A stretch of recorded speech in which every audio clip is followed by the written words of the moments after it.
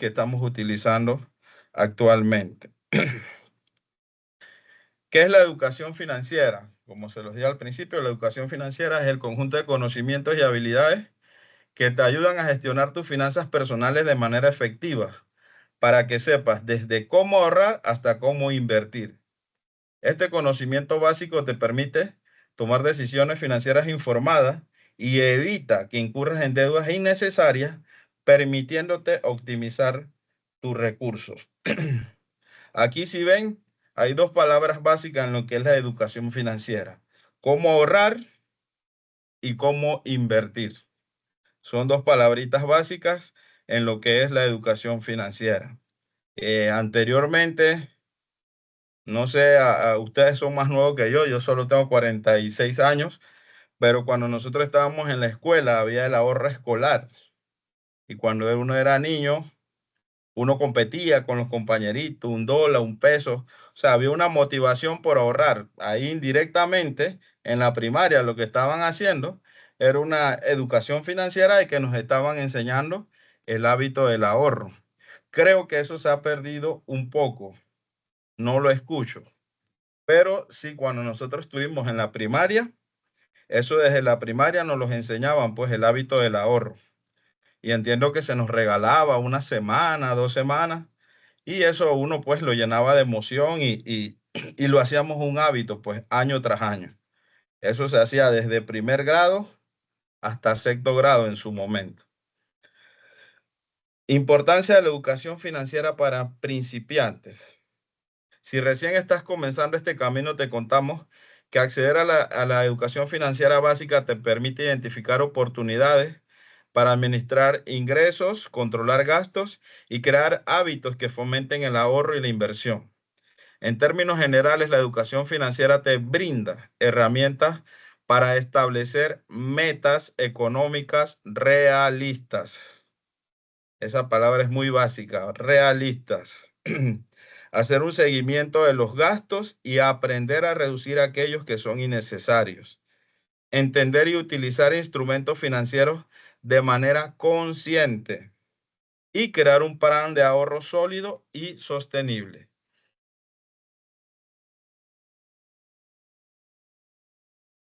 ¿Cuáles son los conceptos básicos de la educación financiera? Si tu deseo es mejorar tus finanzas personales, es esencial que comprendas los pilares básicos de la educación financiera. Por eso te vamos a brindar unos conceptos claves para que puedas administrar tu dinero y progresar hacia una situación financiera estable y saludable. ¿Verdad? Los pilares básicos son estos 5: ingresos, gastos, ahorro, inversión y crédito. Ingresos. ¿Qué son los ingresos? Los ingresos representan el dinero que recibes, ya sea a través de un trabajo, inversiones o cualquier otra fuente. Cuando nosotros somos estudiantes, son las mesadas que nos dan nuestros padres para administrar nuestro estudio, pues. Identificar claramente la cantidad de nuestro ingreso y la frecuencia de tus ingresos te permite establecer un presupuesto efectivo. Cuando se refiere a la frecuencia, puede ser quincenal, puede ser mensual, o si solamente percibo un ingreso al año. O sea, es muy importante la frecuencia de tus ingresos para poder planificar un presupuesto como tal. Además, te ayuda a visualizar posibles oportunidades, como mejorar tus habilidades laborales para acceder a mejores puestos de trabajo o iniciar algún proyecto personal que genere ingresos extra. Por lo general, este tema de tus habilidades laborales van muy de la mano con formación, ¿no? Me gradúo primero de ingeniero o de licenciado, después hago un posgrado, hago una maestría, hago un profesorado. O sea, a eso se refiere, pues, a las habilidades laborales. Cómo tú vas construyendo tu currículo profesional para ir buscando, pues, un mejor ingreso en lo que es la parte laboral, y si es que estamos pensando solo en servir y más no en emprender, porque hay dos opciones de mejorar tus ingresos, ya sea escalando a nivel laboral o emprendiendo alguna actividad, ¿no? Perdón. Los gastos. Los gastos son todos aquellos desembolsos que haces para cubrir tus necesidades, deseos, como vivienda, alimentación, transporte y entretenimiento. Conocer tus gastos mensuales y clasificarlos en esenciales y no esenciales es crucial para que puedas tomar el control en tus finanzas. Te sugerimos llevar un registro de los gastos para identificar aquellos que puedes reducir, como por ejemplo los gastos hormigas. Los gastos hormigas, para que tengan una idea, es algo que tú no tienes contemplado. Te inviten a tomar un café y eso tú no lo tienes planificado. Al final vas al café, te pides un café, un emparedado, eso no lo tenías planificado, eso es un gasto. A eso le llaman gastos hormigas, pues son gastos pequeños no planificados. Y pues así podrás mantener un balance positivo en tus finanzas. Eh, el ahorro. El ahorro es la parte de los ingresos que puedes reservar para objetivos futuros o situaciones de emergencia. Crear el hábito de ahorrar es fundamental en cualquier plan de educación financiera, especialmente para principiantes. Ahorrar no solo te permite hacer frente a imprevistos, sino que también te posibilita alcanzar metas a largo plazo, como comprar una casa, viajar o invertir en algún negocio. Se recomienda que un 20% de tu sueldo o de tus ingresos sea destinado para ahorro. Pero puedes empezar ahorrando una cantidad más pequeña de dinero ajustada a tu presupuesto. Y ten en cuenta que generar un fondo de emergencia también puede ser un excelente primer paso. La palabra emergencia, no sé si tienen en cuenta todo lo que acabamos de pasar en estos últimos 5 años. En el año 2020, la pandemia. La pandemia nos sorprendió a todos. Y hoy día escucho a muchos clientes, la pandemia me enseñó que tenemos que ahorrar, porque a muchas personas agarró la pandemia sin ningún centavo, con la quincena gastada, ningún fondo y encerrada en tu casa. ¿Cómo hacías? Entonces, eso fue algo de los aprendizajes que dejó a las personas en la pandemia, pues en la parte financiera, de que uno no se lo debe gastar todo. Entonces, por eso se habla de un fondo de emergencia o imprevistos. Aquí yo les comparto más o menos los tipos de cuentas de depósitos que manejamos en Panamá. Las cuentas corrientes o de chequeras nos permiten depósitos y retiros inmediatos, ideal para transacciones diarias y pago.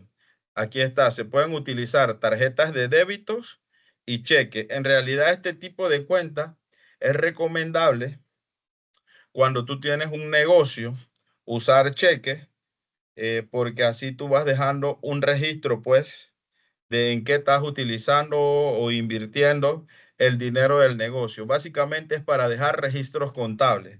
Y por lo general los cheques son a proveedores, pago de gastos fijos como es la luz y esas cosas, ¿no? Entonces lo que busca esto, la cuenta corriente, es un producto principalmente para cuando tú tienes un negocio, ¿no? Y esto, igual ya la chequera, prácticamente el sistema te está llevando a que todo lo hagas a través de la banca en línea, a través de ACH. Hoy te ofrecen productos comerciales de transferencia que son a un costo inclusive creo que un poco más bajo que el mismo costo de chequera.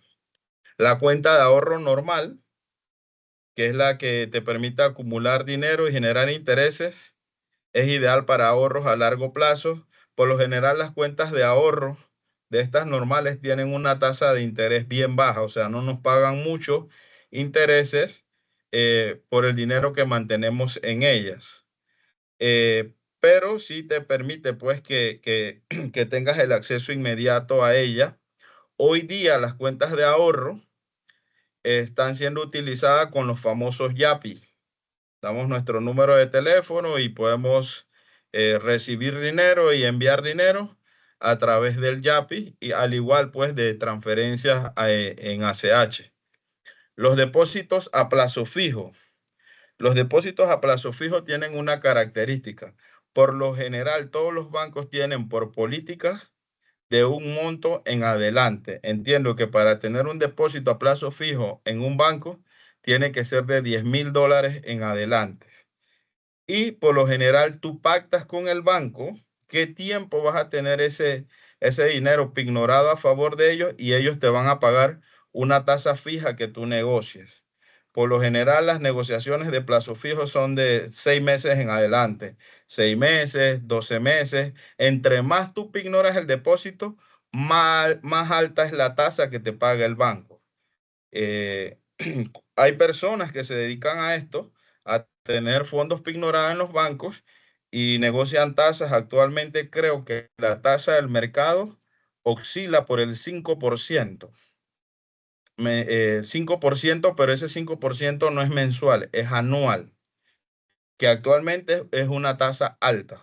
Los depósitos a plazos también llegaron a estar bastante bajos. Han aumentado nuevamente las tasas porque el costo del dinero pues está más alto. Hay también las cuentas de inversión que te permiten diversificar los ahorros en diferentes instrumentos. Por lo general es la compra de acciones, ya sea de bancos, de empresas que tienen rendimientos bastante altos.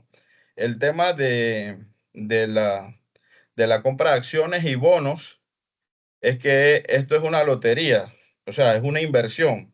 Normalmente en las inversiones tú puedes ganar como también puedes perder si la empresa quiebra o fracasa. Entonces, por eso que este tipo de cuentas de inversión ya la realizan personas cuando ya están a un nivel que manejan excedentes de dineros importantes. Entonces se mueven a través de la bolsa para, bueno, vamos a invertir en acciones en Banco General, que es el banco más grande de Panamá y más seguro. Los rendimientos son por decir, un porcentaje del 7%. No me interesa porque ese banco es el más grande de Panamá y difícilmente va a quebrar. Mucha gente invierte pues en acciones y bonos del banco porque son seguros. O sea, este negocio de cuentas de inversión es muy importante dónde lo vas a meter. Y se puede operar tanto a título personal como a través de empresas gestoras que se dedican a este negocio. Pero lógico, si lo haces a través de empresas gestoras, ellas van a cobrar por ese servicio. También hay otros tipos de cuentas pro futuro, que normalmente tú las abres cuando tienes hijos y tú dices, bueno, yo voy a abrir una cuenta pro futuro para mi hijo de $50 al mes. Entonces, normalmente eso se abre cuando tu hijo es menor de edad.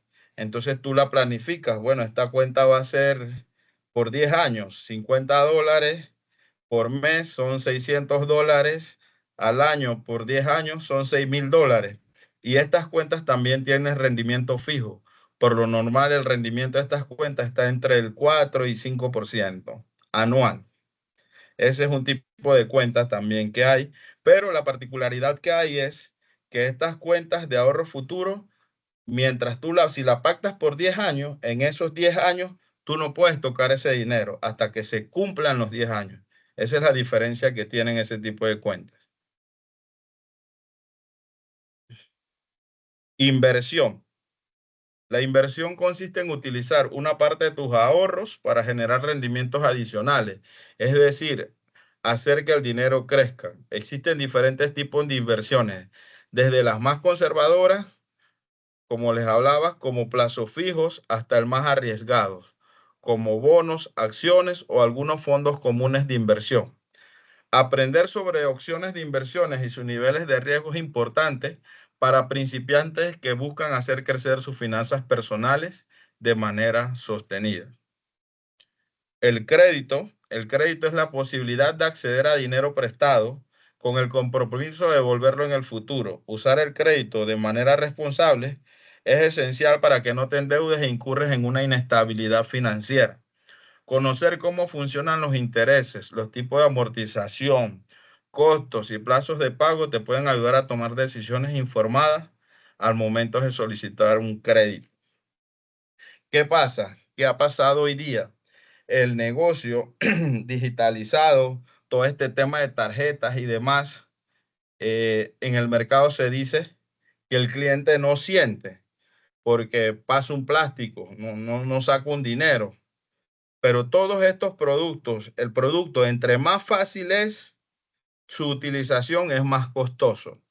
Para que ustedes tengan una idea, el producto más caro y que más venden los bancos hoy día son las tarjetas de crédito. Y hay una particularidad que es esto que estamos haciendo ahorita, educación financiera. A nadie le enseñan en Panamá cómo utilizar una tarjeta de crédito. Una tarjeta de crédito es un producto que tú debes utilizar para cualquier imprevisto, porque todos podemos tener un imprevisto. Por poner un ejemplo, una tarjeta de $1000. Yo tengo una tarjeta de $1000, hoy es 23 y mi quincena es el 30, pero se me presenta un imprevisto de salud con un hijo. Entonces yo voy, lo llevo al doctor, pago los medicamentos, todo con mi tarjeta. Por decir una cifra, ese imprevisto me costó $200, lo pagué con mi tarjeta de crédito. Lo ideal de la tarjeta, del uso de la tarjeta de crédito, es que todo lo que tú utilices lo pagues el próximo mes y así no te genera ningún costo adicional. Pero esa no es la práctica que hacen las personas hoy día.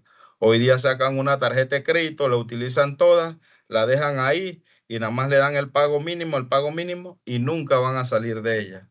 Entonces, por eso es que es muy importante estar informado. Hoy día ustedes los jóvenes van a ver muchas financieras que con tu cédula te dan dizque el celular y la cuota es $5 por quincena, por decir algo, $10 al mes, pero no miden cuánto es el interés de ese producto. Cuando tú te pones a ver, esos productos en el mercado hoy día oscilan por el 120% anual, es lo que ellos están cobrando. Ellos están cobrando creo que un 10% mensual del dinero que prestan. Y las personas como son letras bajitas y demás, no lo sienten y hacen uso de ese producto y adicional pues a la facilidad que le permiten. Y muchas veces este tipo de deudas son deudas por placer, más no por necesidad. Quiero tener ese celular y me están dando la facilidad, lo asumo, pero no mido cuánto me va a costar. Entonces es importante tener conocimiento cuando vamos a adquirir un producto de crédito. ¿Cuál es su uso? ¿Cómo lo debo utilizar? ¿Y cuáles son los costos para mí? Porque todos los productos bancarios tienen un costo para el cliente, que eso es lo que menos te dicen.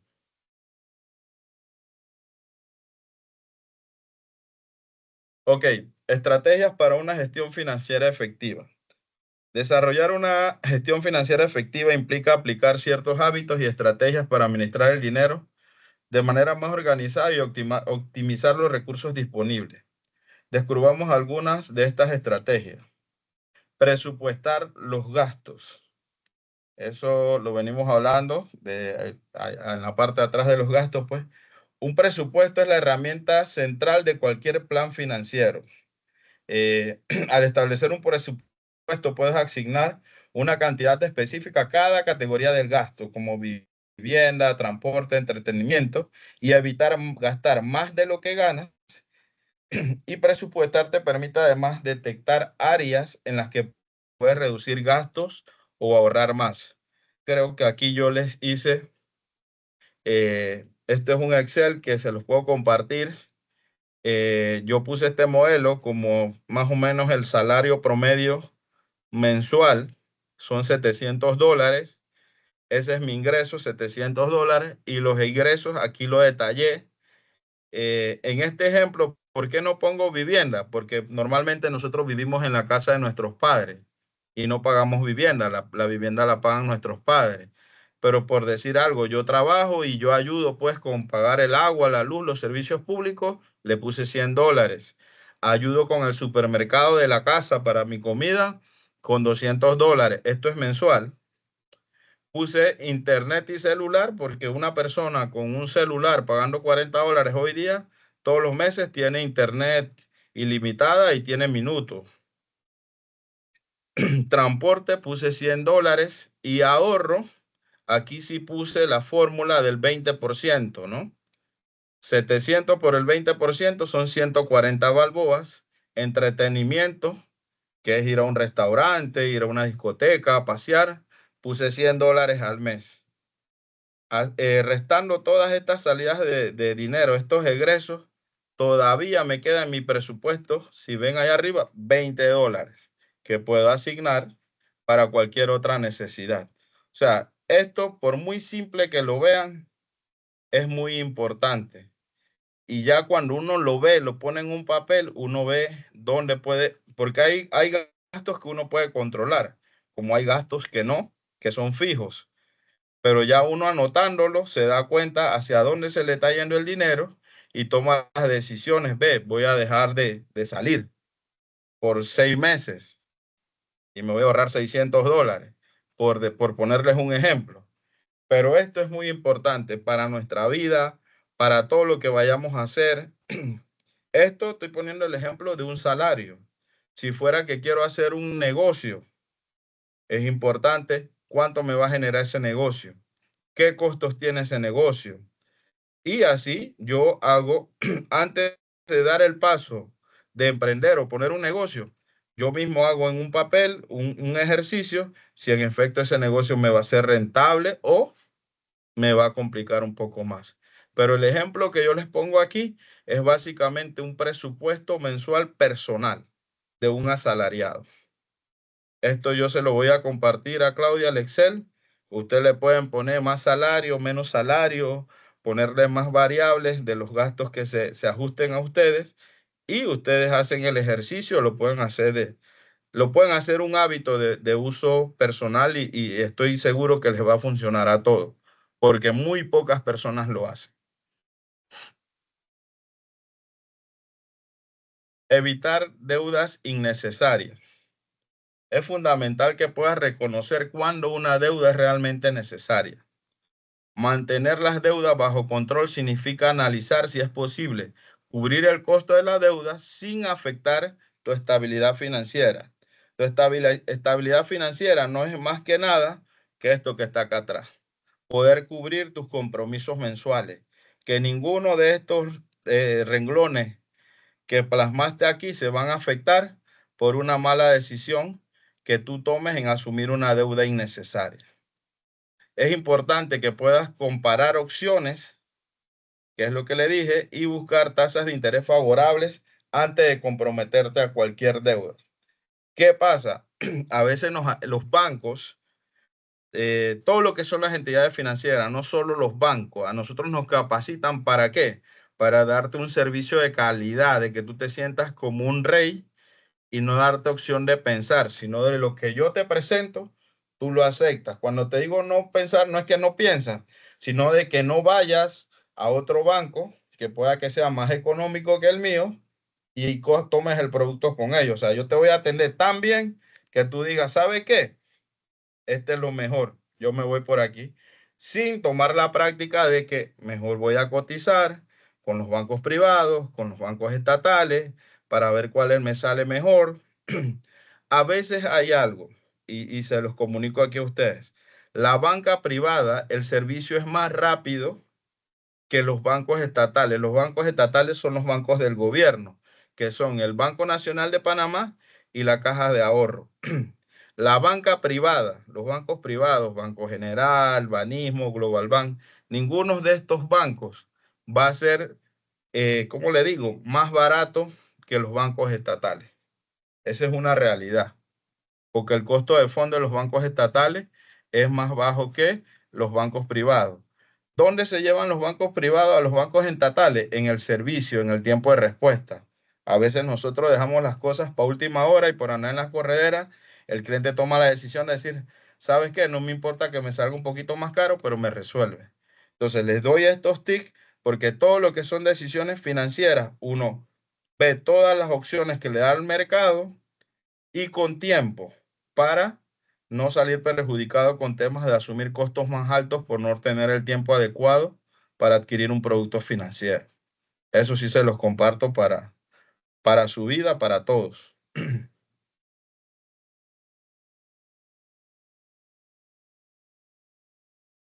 Ok, deudas inteligentes y negativas. Aprende a diferenciarla para cuidar tus finanzas. No todas las deudas son iguales. Algunas son herramientas para alcanzar tus metas, mientras que otras pueden convertirse en una carga. Aquí te enseñaremos a diferenciarlas y a tomar decisiones informadas. Ok, el mundo de las finanzas personales. Asumir una deuda no siempre es algo negativo, pero es fundamental saber distinguir entre aquellas que pueden impulsar tu crecimiento y las que en cambio pueden comprometer tu bienestar económico. La clave está en entender qué es la deuda, para qué sirve y cómo medir tu capacidad de endeudamiento para tomar decisiones que realmente aporten valor a tu futuro financiero. ¿Qué es la deuda y por qué es importante entenderla? La deuda es la obligación, óigase esto, es la obligación de devolver fondos que se han obtenido de terceros, ya sean instituciones financieras, amigos o familiares. En esencia, contraer una deuda significa usar tu dinero para adquirir bienes o servicios en el presente, esperando obtener un beneficio o rentabilidad en el futuro. Sin embargo, este acto implica un costo de oportunidad, pues el dinero destinado a pagar una deuda no está disponible para otras necesidades. Comprender estos conceptos es esencial, ya que una deuda bien gestionada puede ayudarte a alcanzar metas importantes como la compra de una vivienda o el financiamiento de tu educación, mientras que una deuda inadecuada puede generar un efecto bola de nieve, dificultando la recuperación económica. Un consejo que le puedo dar y de vida: nunca se endeuden para placer. Eso es muy dado en el mercado. Las personas se endeudan para viajar. Uno no viaja con deuda, uno viaja con ahorros. Y eso es una práctica muy común en el mercado, de que la gente saca un préstamo de $5,000 y ¿sabes qué? Me voy para Disney con mi familia. Pero después que regreso de Disney de los 10 días, tengo que pagar esos $5,000 5 años seguidos. Hasta que no se pasen los 5 años, ya tengo una parte de mi salario comprometido. Entonces, ese es un consejo que les doy. Las deudas tienen que analizarlas bien y nunca, nunca que sea por placer, que sea para algo que le va a agregar valor, ¿verdad? Por lo menos cuando uno está joven y está empezando en el mercado laboral, siempre nos exigen auto, pero nosotros no tenemos un auto. Entonces, en la contratación, tú tienes que ver si hay un salario y el banco o la entidad que te vaya a contratar te va a establecer un plan vehicular que te va a pagar la letra del auto, el mantenimiento y el combustible del mismo. Porque en las contrataciones o en las negociaciones de trabajo, eso se habla. Tu salario más un plan vehicular que cubre esas cosas. Entonces ya tú puedes tomar una decisión de comprar un auto, por decir, te den un plan vehicular de $500. Te compras un carro que la letra con el seguro salga que en 300 balboas al mes y te van a quedar $200 para lo que es el mantenimiento de ese auto y demás, ¿no? No vas a agarrar un carro de $500 que se te vaya todo en la letra, porque después, ¿cómo le das mantenimiento a ese auto? ¿Cómo le compras la placa? ¿Cómo pagas el seguro? O sea, todas estas decisiones son importantes. Siempre, cuando tú vas a asumir una deuda, tienes que agregarte valor. O sea, tengo que tener un auto porque yo necesito ese trabajo, pero voy a asumir una deuda que esté dentro de un plan vehicular que me ofrezca ese trabajo. ¿Ya? Eso es muy importante que lo tomemos en cuenta, porque no todas las deudas de auto son positivas. El auto tiene algo: apenas tú lo compras y le metes la llave, se deprecia el 20% de lo que te costó. Entonces es muy importante tener ese tipo de conocimiento cuando vas a asumir un compromiso financiero, que nunca te endeudes por placer, sino por algo que te va a agregar valor en tus ingresos, en tu vida financiera. Deudas inteligentes, inversión en tu futuro. Las deudas inteligentes, también conocidas como deudas buenas, son aquellas que se contraen con un propósito claro y que tienen el potencial de aumentar tu valor neto o mejorar tu posición financiera a largo plazo, es lo que le hablaba. Ejemplos comunes son los préstamos estudiantiles, quien invierten en educación y aumenta tu capacidad de generar ingresos. Ok, al formarte mejor con maestrías y demás, la lógica indica que tú debes conseguir puestos laborales ya con un target o un ingreso de salario mucho más importante que cuando solo eres un recién graduado con una licenciatura, una ingeniería, ¿no? Muchas veces, eso hay que tener cuidado, porque no es una realidad en el mercado hoy día, ¿no?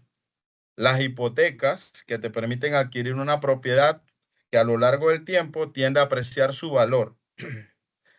Ok, las hipotecas, porque se dice que los bienes inmuebles, como lo son las tierras, las viviendas, en vez de depreciarse como un auto, en el tiempo estas propiedades se aprecian, o sea, su valor aumenta. Por eso que entra en el rango de deudas inteligentes. Y los créditos para iniciar o expandir un negocio, los cuales pueden generar ingresos significativos. Es lo que decía, uno nunca se endeuda por placer. Uno, si vas a hacer un pequeño emprendimiento y es una pequeña inversión que te va a agregar, te va a mejorar tus ingresos, puedes dar el paso, ¿no? Estos compromisos financieros, cuando se gestionan de manera responsable, pueden transformarse en herramientas que impulsan tu crecimiento económico. Deudas negativas, un obstáculo para tu salud financiera. Por otro lado, las deudas negativas o tóxicas son aquellas que no contribuyen a mejorar tu situación financiera. Estas deudas suelen tener tasas de intereses elevadas, que es lo que le mencioné anteriormente, y se utilizan para financiar compras que pierden valor rápidamente. O sea, estos son financiamientos impulsivos, son cosas a veces que tú no necesitas, pero por las facilidades que te brindan, tú dices, ¿sabes qué? Sin pensarlo, tomas la deuda, pero después cuando lo analizas, la ves con cabeza fría, chuzo, esto es muy costoso, mejor hubiera ahorrado, o sea, pero ya tomaste la decisión de adquirir el producto, ¿no? Aquí lo pongo, ve, como los saldos en tarjetas de créditos o préstamos con altos costos adicionales. Adquirir este tipo de deuda te puede llevar a un ciclo de endeudamiento difícil de romper, donde los pagos mensuales se vuelven una carga que limita tu capacidad de ahorro e inversión. El problema radica en la falta de planeación y en la incoherencia entre tus ingresos y tus gastos, lo que te puede llevar a una situación insostenible. Eso hay que tener mucho, mucho cuidado y no es solo importante por la salud financiera, sino por la salud mental y tranquilidad de uno también, ¿no? Aquí hay cómo tú calculas tu capacidad de endeudamiento, cuándo es demasiado. La primera medida para diferenciar entre deudas inteligentes y negativas es evaluar el costo financiero, o sea, cuánto me cuesta a mí el producto. Antes de contraer cualquier deuda, es esencial calcular no solo el monto prestado, sino también los intereses, comisiones, manejo y otros gastos asociados. Además, es fundamental conocer tu capacidad de endeudamiento, que suele calcularse entre el 35 y 40% de tus ingresos netos mensuales. Si el total de tu cuota se acerca o supera este porcentaje, podrías estar en riesgo de sobreendeudamiento. El mercado panameño, a nosotros, las entidades financieras o las leyes de Panamá no nos permiten endeudar a una persona por encima del 50% de su salario. Acá la teoría nos habla del 40%. ¿Por qué no nos lo permite la ley? Porque se supone que el 50% es para deudas y el otro 50% es para tu costo de vida, para tu alimentación, tu luz, tu agua, tu transporte. O sea, yo por ley no te puedo endeudar más de eso. También es importante llevar un control riguroso de tus deudas pendientes y asegurarte de que puedas asumir nuevas obligaciones sin comprometer tu estabilidad financiera. Por ejemplo, si planeas adquirir un préstamo para comprar una propiedad, evalúa si el incremento de tus ingresos futuros compensará el costo del crédito y si el bien adquirido aumentará el valor a lo largo del tiempo. Esto es cuando compras una casa, ¿no? Aquí está, ejemplo práctico. Supongamos que tus ingresos netos mensuales son de $1,000. Siguiendo la recomendación de no destinar más del 35-40% de tus ingresos a deuda, tu límite ideal para el pago de todas tus cuotas sería entre 350 y $400. Si consideras contraer un préstamo hipotecario que te genera una cuota mensual de 380 y además el valor de la propiedad se espera que aumente con el tiempo, esta deuda podría ser considerada inteligente. Pero esto es siempre y cuando solo tú tengas tu préstamo hipotecario. Hay que ver si no tienes otros préstamos antes de esto, ¿no? Eso le hago la observación ahí en esto. Este es en el caso de que yo gano $1,000, no tengo ninguna deuda y tomé la decisión de comprarme una casa. Y por esa casa yo voy a pagar $380 al mes. O sea, eso es considerado una deuda inteligente. Estás adquiriendo un activo fijo y es algo que vas a pagar, pues, por los próximos, por lo general, en Panamá, el mercado hipotecario, una hipoteca es entre 30 y 35 años. Actualmente se está revisando precisamente la ley de interés preferencial en la Asamblea para establecerla, porque ahorita mismo no tenemos en Panamá. En contraste, si usas el mismo monto para financiar compras impulsivas o bienes que se deprecian rápidamente, estarías incurriendo en deudas negativas. O sea, comprar una casa es considerado una deuda inteligente. Si agarras tu capacidad de endeudamiento para no comprar eh, un bien fijo que se aprecie, es considerado como algo negativo. Es lo que habla aquí el ejemplo práctico. Aquí hay algunas estrategias para convertir deudas negativas en inteligentes. Transformar deudas que perjudican tu economía en herramientas que te ayuden a crecer no es una utopía. Con disciplina y planificación puedes darle la vuelta a tu situación financiera con tres herramientas principales.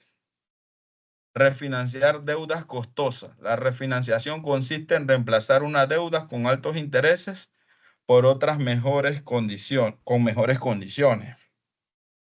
Es lo que hablaba. Ya, si ya asumí deudas, no evalué su costo, entonces ya me queda buscar en el mercado una entidad financiera que me haga un préstamo. En este caso ya no recibiría nada, sino que ese préstamo que me van a hacer a un costo más bajo de los que tengo actualmente, por no analizarlos, me van a permitir cancelar esas deudas y me quedo con el nuevo banco, con una nueva letra y con un costo más bajo del que tengo actualmente. A eso se refiere refinanciar deudas costosas por otras más económicas. Y el método bola de nieve, este enfoque se centra en pagar primero las deudas más pequeñas o con mayores intereses, liberando el dinero para atacar la siguiente, siempre y cuando pues no esté sobreendeudado y me dé esa opción. Y negociar con acreedores, hoy día muchas instituciones te ofrecen planes flexibles si demuestras la voluntad de pago, ¿no? Con la extensión de plazos, descuentos o te congelan los intereses. Te dicen, bueno, ya no te vamos a cobrar más intereses, pero me vas a pagar esta cantidad sostenida por X tiempo. Ese tipo de negociaciones post pandemia se están haciendo mucho porque la gente quedaron sin trabajo, algunos sus ingresos se desmejoraron porque falleció su esposo o su esposa. Entonces, hoy día a las instituciones financieras, si la persona presenta la voluntad de hacer frente, no nos está quedando otra opción de que no cobrarle más interés a la persona, establecer una letra fija y que nos cancelen, ¿no? Ok, entender la diferencia entre deudas inteligentes y negativas es esencial para gestionar tu salud financiera. Un enfoque balanceado te permitirá aprovechar las oportunidades para crecer y mejorar tu patrimonio sin caer en deudas que puedan obstaculizar tu futuro. Eso es muy importante que lo tengan.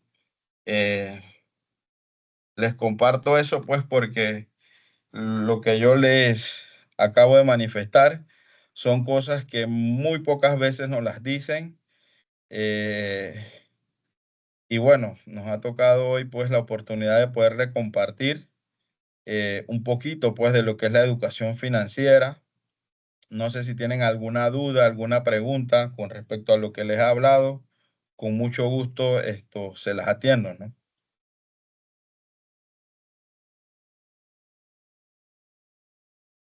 Chicos, si tienen alguna pregunta, pueden alzar la mano.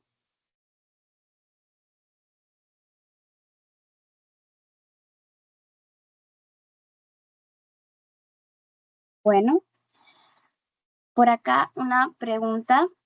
Ujú, dígame. ¿Cuándo debo tener en un fondo de emergencia realista según mi estilo de vida y país? ¿Cuándo debo tener? En realidad, un fondo de emergencia mínimo debe ser un mes de tu salario. Es lo recomendable. O sea, si yo gano $500, debiera tener por lo menos un fondo de emergencia de $500 que me va a permitir, ante cualquier imprevisto, tener 30 días de reserva, porque en teoría yo con mi salario cubro mis necesidades de un mes. Lo mínimo debe ser un mes. Lo ideal son 90 días, 3 meses. Lo ideal. Pero lo mínimo, como me hacen la pregunta, lo mínimo debería ser un mes. En teoría, con ese mes, por decir algo, me quedo sin trabajo. Tengo clarito de que tengo mi fondo de emergencia que me va a cubrir por 30 días y tengo esos 30 días para buscarme un nuevo trabajo, por poner un ejemplo, ¿no? Está bien, muchas gracias.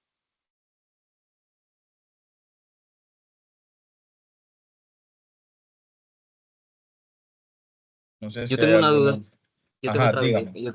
En el caso de tener fondos irregulares, ¿cómo se lograría hacer ese fondo de emergencia?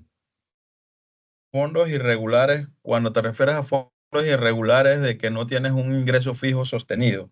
Sí, eh, eh, bueno, eso nos pasa mucho a los emprendedores, a los que tenemos un negocio, no tenemos un fondo fijo, ¿no? Lo que normalmente uno hace es establecer una disciplina mínima, ¿no? En realidad, como todo en la vida, los fondos tú los generas a través de un proceso. No es algo que vas a hacer en un mes. Eh, y uno, por lo general, los fondos cuando son irregulares, las personas que son emprendedoras y que les cuesta mucho sacrificio al dinero, ellos siempre se ponen, lo digo por experiencia, porque es el área donde yo me desarrollé en la banca comercial. Yo inicié atendiendo a emprendedores, a micros y pequeños empresarios. Me tocaba la parte de capacitarlos, levantarles la información financiera, educarlos y orientarlos financieramente. Y ellos desde que toman un hábito dicen, bueno, yo voy a ahorrar $20 por semana, por decirte un monto.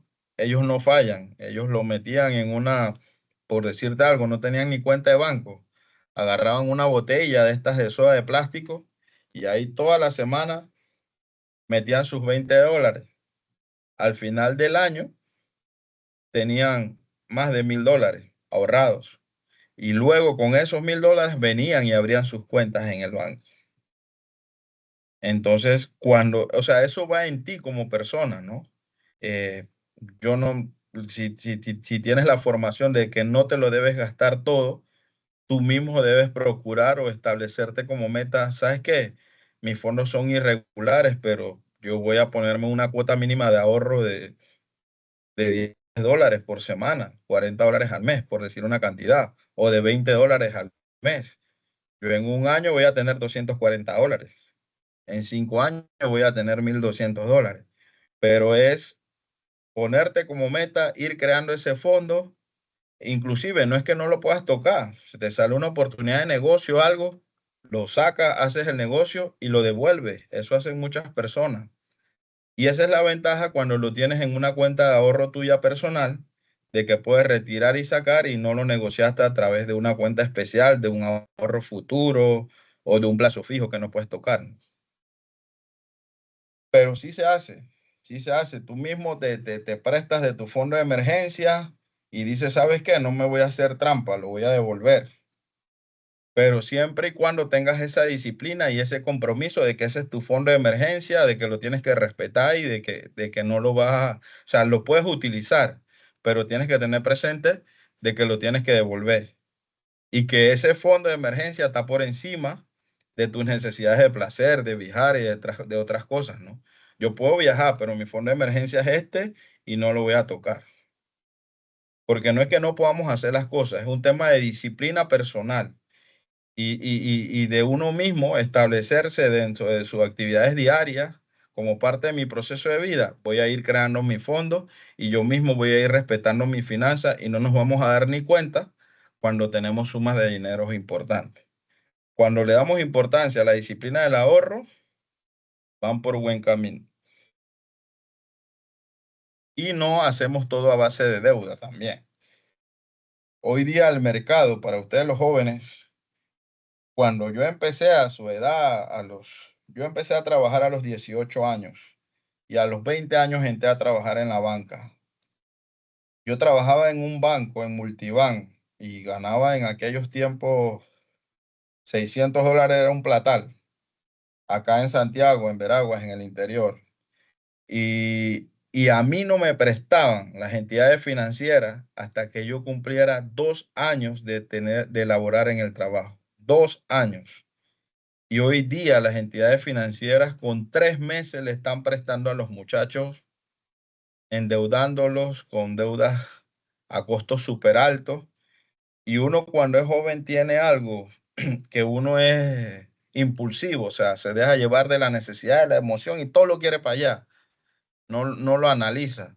Y por eso es muy importante conversar a veces con gentes mayores que una, nuestros padres, nuestros tíos, las personas que tengas de confianza para que te orienten, ¿no?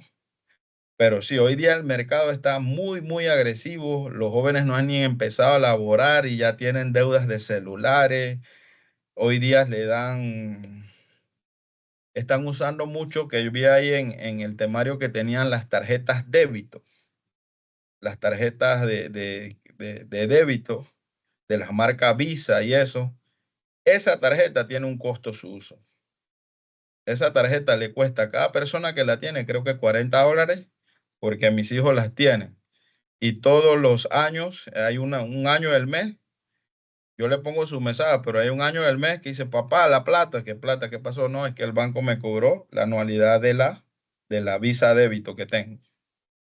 Entonces, todos estos productos tienen un costo. Todo este confort que me da el sistema financiero tiene un costo. Todavía el Yapi de uso personal no tiene costo, pero ya el comercial te cobran el 1%. Entonces, sí, sí es muy importante. Otra cosa que hoy día nos está, como quien dice, quitando capacidad financiera, son todas los Netflix, los Disney, o sea, todos estos apps tienen un costo. Entonces, como yo tengo que estar a la moda y tengo que estar tendencia, cuando te pones a sumar cuánto pago de Netflix, cuánto pago de lo otro, o sea, ahí tienes ya un gasto fijo mensual, que ese gasto te lo puedes ahorrar. Pero como no lo contabilizas, no lo pones en un papel, tú lo estás pagando todos los meses. Entonces, si tú no tienes un ingreso fijo, va a partir en la disciplina de lo mínimo que tú crees que tú puedas ahorrar. Esa es la clave.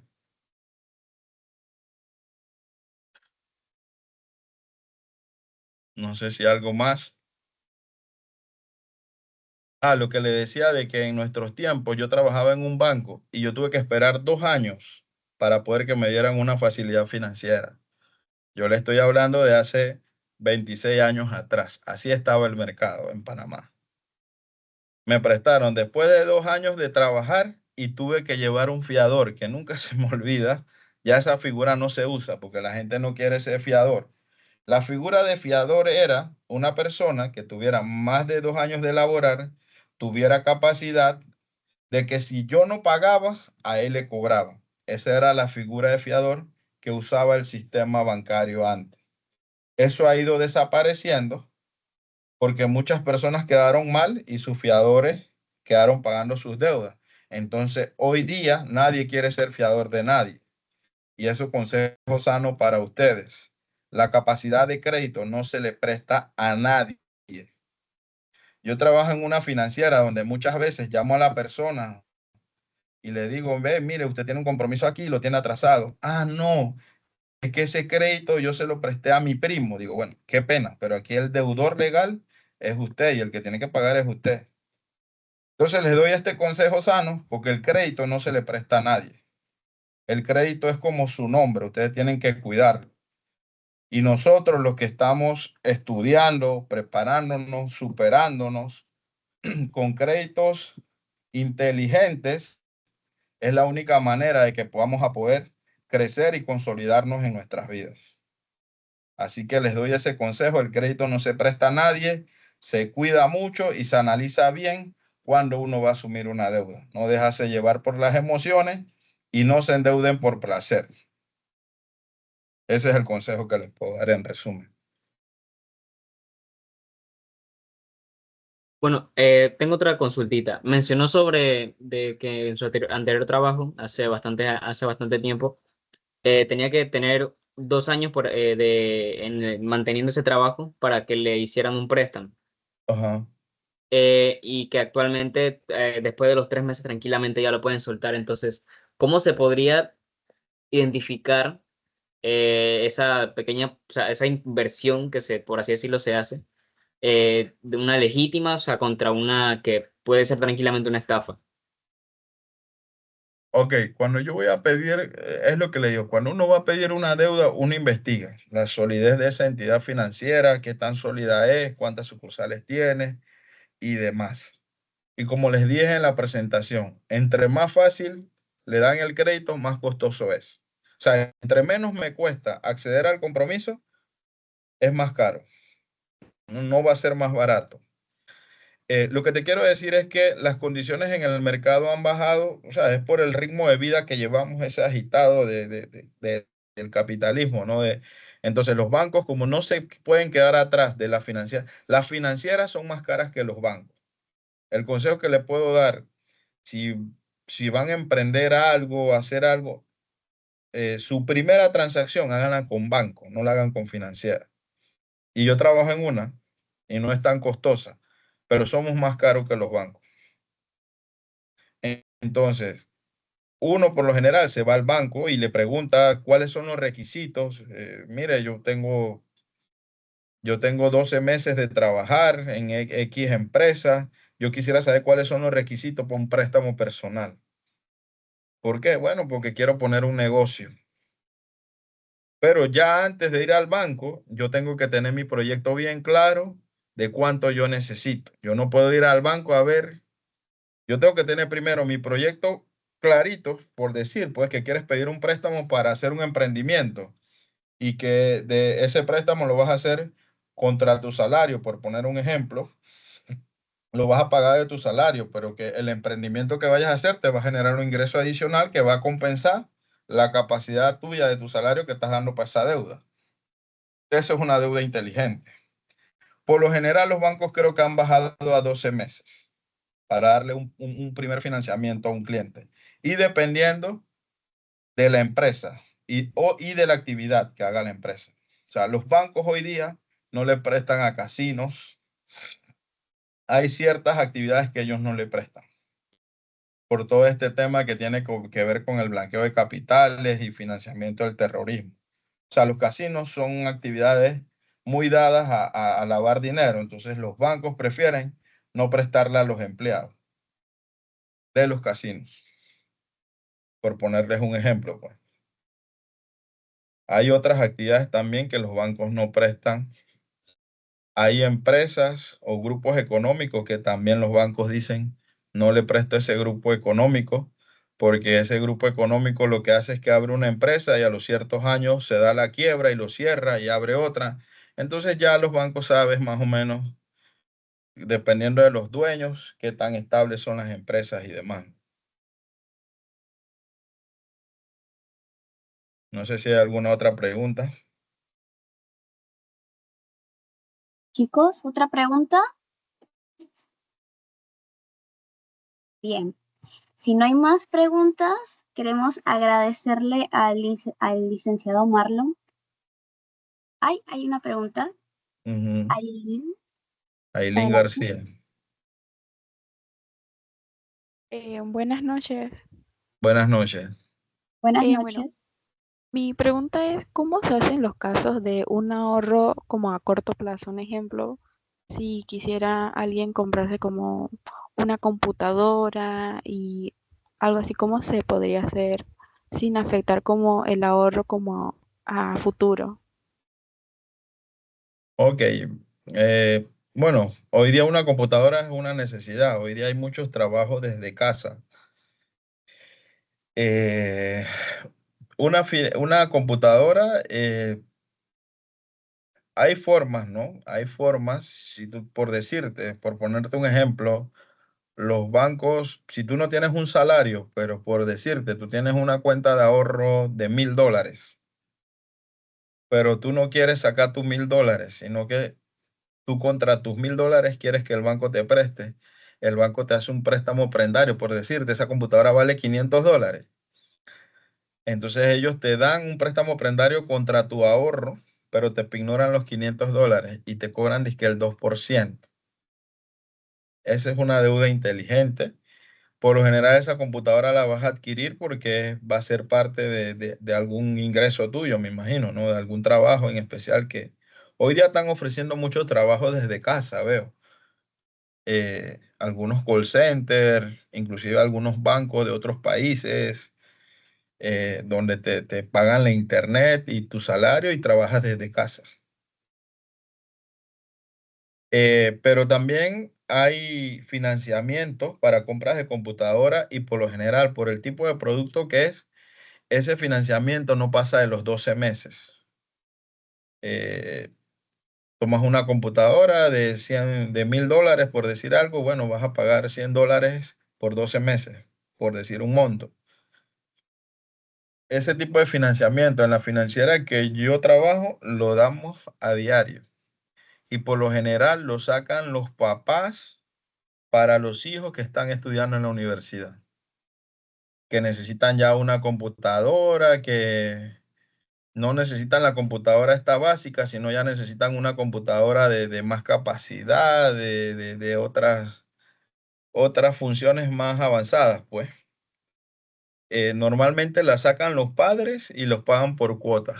Inclusive algunos hijos se comprometen y le dicen, mamá, sáquela que yo la pago, porque ellos no tienen un trabajo. Y el papá ya, como es cliente nuestro muchos años, se le da el financiamiento. Pero si la computadora es una necesidad para un negocio o alguna actividad que tú realizas, existen planes de financiamiento para compra de computadoras, de equipos tecnológicos. No es que las deudas sean malas, ojo, sino es saber en qué deudas, en qué tipo de deuda nos vamos a meter y con quién.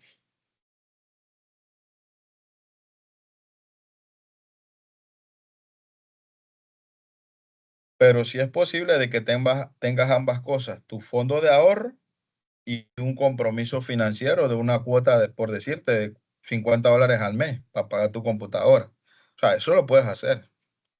Igual como le dije con el tema del ahorro, siempre tu salud financiera va a depender de la disciplina de tu manejo y de cómo tú mismo como persona seas respetuosa de tu proceso de vida. Porque al final, si no cumples la deuda y el que va a andar con la intranquilidad es uno mismo, no es un tercero. Entonces, todo va a depender de la disciplina que tenga, tanto como para ahorrar como para honrar las deudas que asuma y con la responsabilidad que la asuma, ¿no? Una computadora, no creo, al menos que seas gamer, es una deuda de placer. Muchas veces las computadoras son una necesidad hoy día. Los docentes, a todos niveles, universitarios, colegios, necesitan una computadora.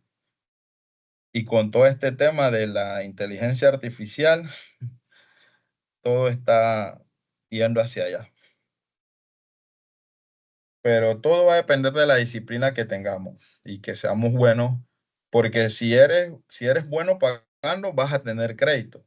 Si en tu primer crédito de una computadora la pagas mal, Ni sueñes con que te van a dar un préstamo por una casa, un carro y demás, ¿no? Entonces es muy importante que tú cuides tu salud financiera, tu referencia. En Panamá, no sé si ustedes han escuchado hablar de la APC.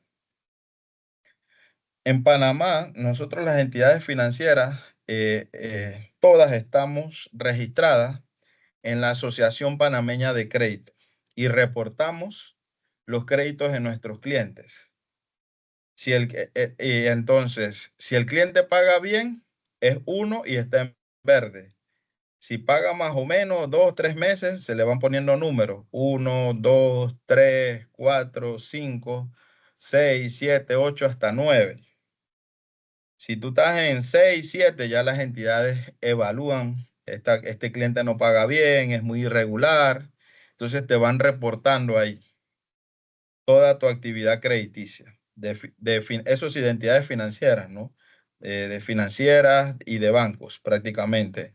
También están las telefonías y ¿quién más vi por ahí? Sí, esas es las que he visto que reportan más. Financieras, bancos y telefonías. Pero todo va a depender de la disciplina que tengamos con el manejo, ya sea tanto de ahorrar como de asumir deudas y honrarlas y cumplirlas. O sea, no existe una fórmula como tal, ¿no? Las necesidades están, todos tenemos necesidades, pero tenemos que priorizar. Uno, si tenemos la capacidad para asumir una deuda, para suplir esa necesidad. No es tomar compromisos por tomar y, yo después veo qué voy a hacer. No, eso no es responsable ni recomendable. Y difícilmente el sector financiero te lo va a permitir. Por eso que creo que en la presentación habla de deudas con entidades financieras, con familiares, amigos, porque en la vida muchas veces se da. Muchas veces nuestros inicios, digo yo, son con ángeles que nos encontramos en el suelo. Por lo general puede ser un familiar. Madre, mamá, me quiero comprar una computadora. ¿Te puedo prestar la plata? No te la puedo regalar. No, préstemela, yo se la pago. Esas situaciones se dan. Pero hay que ver qué tan responsable yo soy de devolverle a mi mamá la plata que me prestó para adquirir mi computadora, ¿no? No necesariamente tiene que ser con entidades financieras. Las entidades financieras te dan la opción, pero una deuda o un préstamo, como les dije en la presentación, puede ser a través de un familiar o un amigo también. Y tienen que, por lo general, y lo recomendable es con que familiares y amigos sean sin costo. Porque también afuera hay esos que dicen ser amigos y te dicen, sí, yo te lo presto, pero al 10%, quincenal. Cuando tú multiplicas eso, 10% por quincena es 20% mensual. Por 12 meses es 240% al año. Entonces tienen que tener cuidado. Esas deudas hoy día, ellos le llaman agiotistas. Son personas que prestan plata al 10% mensual. Y también se está escuchando mucho de los colombianos, de los cuentagotas. Ellos le prestan mucho a los barberos, a esta gente, les prestan dinero y le pasan a cobrar todos los días $2, $3. Y el barbero, como no lo siente, $2, $3, pero si lo multiplicas por 30 días, le estás pagando $100 al mes por 40, $50 que te prestó. Entonces, ese tipo de deuda no es inteligente ni es recomendable. Es muy costosa y muy cara. Cuando uno va a asumir una deuda, tiene que saber el costo de la misma y si la puede pagar. Eso es lo recomendable.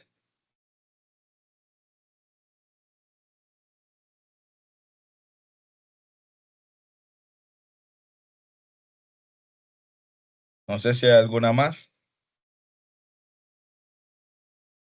¿Otra pregunta?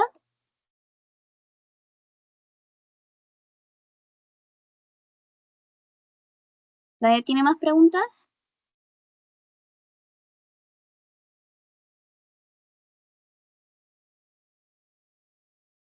Bien, entonces, ahora sí.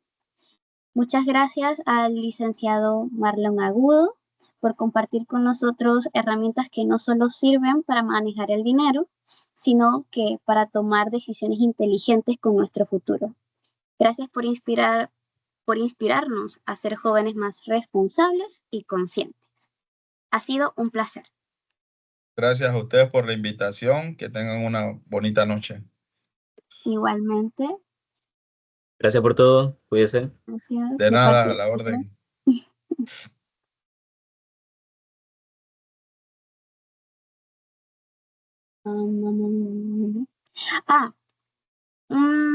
una última cosita. ¿Podemos tomar una foto? Claro. A ver, chicos, si pueden encender la cámara.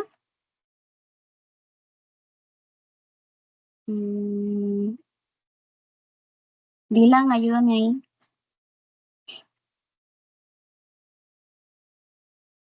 ¿Tomo la foto o la tomas tú? Tómala tú que Ok. tengo problemita. Aarón, Astrid, ¿pueden encender la cámara, por favor?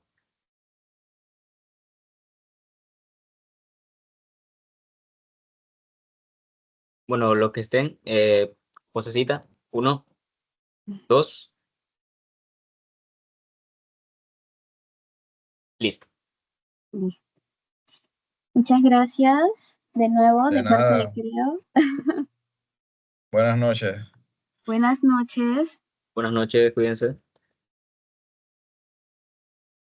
Igual a todos los chicos que se conectaron, también muchas gracias por participar, por estar aquí, la responsabilidad ante todo. Sabemos que la asistencia se está tomando muy en cuenta en esta fase del proyecto, así que espero que estén aprovechando esta oportunidad de compartir con personas que están especializadas en sus ramas.